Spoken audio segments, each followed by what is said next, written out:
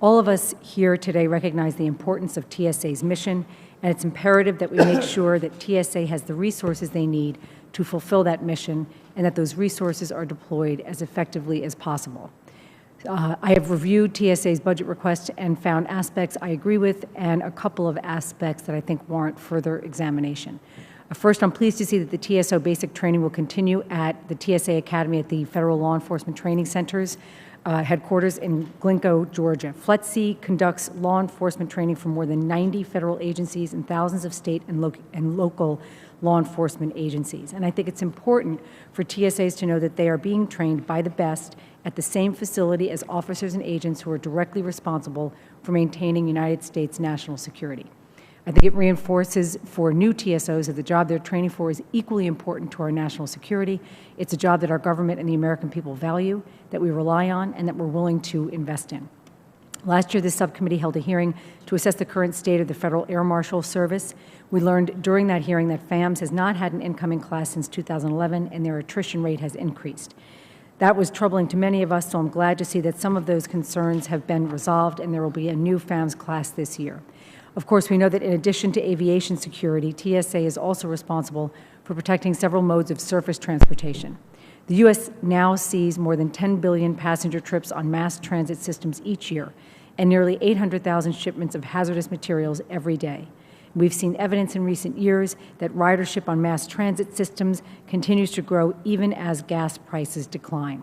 So I was struck by the fact that this budget request seeks only a $12 million increase in funding for surface transportation. I think the attempted attack on a high-speed train in France last summer served as a reminder to all of us that securing our surface transportation systems is just as important as securing our aviation systems. The threats are constantly evolving and equally deserving of our full attention. Following that attempted attack, we held a hearing to evaluate how we are safeguarding our surface transportation systems against evolving terrorist threats. And it was during that hearing that one witness testified that the greatest threat to surface transportation systems is the fact that they are, quote unquote, wide open, that they are more susceptible to attacks and thus one would think more attractive as a target for terrorists.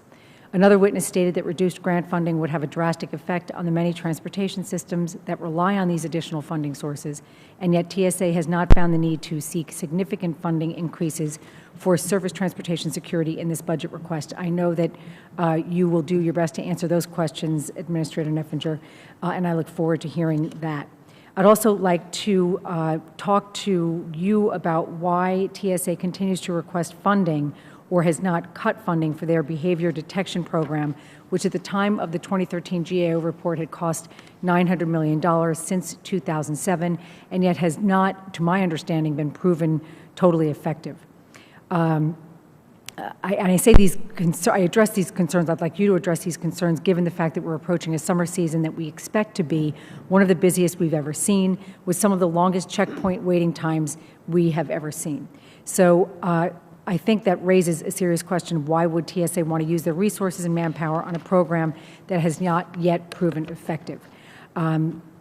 Also, last week the subcommittee held a roundtable with security manufacturer stakeholders to discuss the budget request.